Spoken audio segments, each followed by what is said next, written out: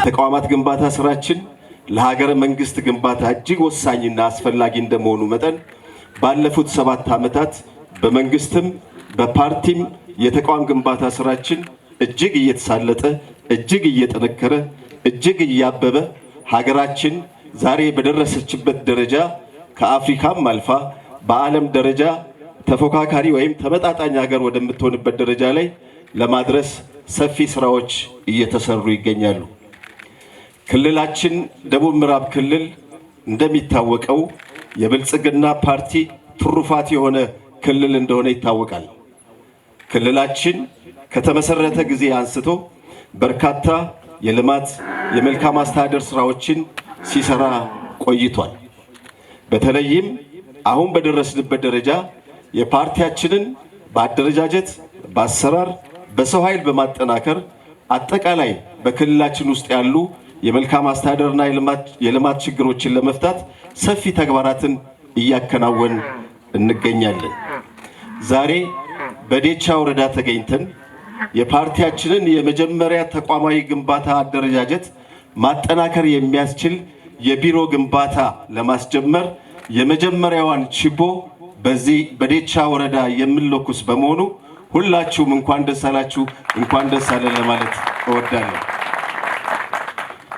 ይሄ የተቋም ግንባታ ለማጠናከር የመጀመሪያው ምዕራፍ የሆነው የቢሮ ግንባታ በአጠቃላይ በክልላችን ባሉ 41 ወረዳዎች 20 ከተማ አስተዳደሮች ለመገንባት እቅድ አቅደን እየተንቀሳቀስን እንገኛለን። በተለይም በዚህ ሂደት ውስጥ ቀድሞ ተቋም የገነቡ ወይም ደግሞ ቢሮ ያላቸውን ሳናካትት በሂደት ላይም ያሉትን ሳናካትት በቀሪ ወረዳዎችና ከተማ አስተዳደሮች እንዲሁም ዞኖች ላይ ይህን አዲስ ግንባታ ለመገንባት ሰፊ እንቅስቃሴ ከጀመር ዛሬ 4ኛና 5ኛ ወር ላይ ደርሰናል። በዚህም ሂደት እስካሁን ድረስ በክልላችን ከ400 ሚሊዮን ብር በላይ የሚሆን ሀብት ሰብስበን በዛሬው ዕለት በከፋ ዞን የምናስጀምረው በ4 መዋቅር ግንባታ አስጀምረን በቀጣይ በሌላ ዞኖች ላይ የምናሰፋው ይሆናል ማለት ነው። ይሄ ግንባታ በወረዳ ደረጃ ባለ 2 ወለል ህንፃ ያለበት የሚገነባ ሲሆን ቀጣይ በሚቀጥሉት 6 ወራት ግንባታው ተጠናቆ ለአገልግሎት መዋል ይገባዋል ማለት ነው። ፓርቲያችን እንደምታውቁት በጊዜ የለኝም መንፈስ በርካታ ተግባራቶችን እያከናወነ የሚገኝ ፓርቲ ነው። በሚቀጥሉት 6 ወር ህንፃው ተገንብቶ አልቆ ለአገልግሎት እንደሚበቃ ባለሙሉ ተስፋ ነኝ።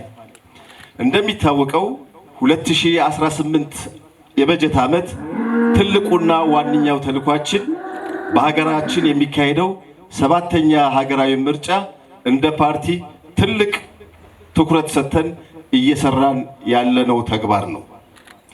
ባለፈው 2013 ባካሄድነው ምርጫ በሀገራችን ፍጹም ሰላማዊ ዲሞክራሲያዊ አካታች የሆነ ምርጫ በማካሄዳችን ባለፉት 5 ዓመታት ህዝባችን የሰጠንን ኮንትራት ተግባራዊ በማድረግ ለህዝቡ የገባናቸውን ቃሎች ተግባራዊ በማድረግ አሁን ለሁለተኛ ዙር ምርጫ ደርሰናል ማለት ነው። ምርጫው ሰላማዊ ዲሞክራሲያዊና አካታች ሆኖ እንዲጠናቀቅ ሁላችንም የበኩላችንን አስተዋጽኦ ማድረግ ይጠበቅብናል ማለት ነው። በመጨረሻም የዴቻ ወረዳ ቅድም ስንሰማ በርካታ ታሪካዊ ሀብት ያለው በርካታ ጸጋዎች ያሉበት ሰፊ ወረዳ እንደሆነ ሰምተናል ማለት ነው። በተለይም ሃይማኖታዊ ተቋማት በርካታ ዓመታትን ያስቆጠሩ ድልብ ታሪክ ያላቸው ተቋማት ያሉበት ነው። ይሄ ትልቅ ሀብት ነው። ይሄ ትልቅ ሀብት ወደ ሚቆጠር ሀብት መቀየር መቻል አለበት። የቱሪስት መዳረሻ ማዕከል አድርጎ መስራት ያስፈልጋል ማለት ነው። ከተማውን ዛሬ ጠዋት ስንገባ በተወሰነ መልኩ ተንቀሳቅሰን ለማየት ሞክረናል። ትልቅ ከተማ ማደግ የሚችል መለወጥ የሚችል ትልቅ አቅም ያለበት ነው።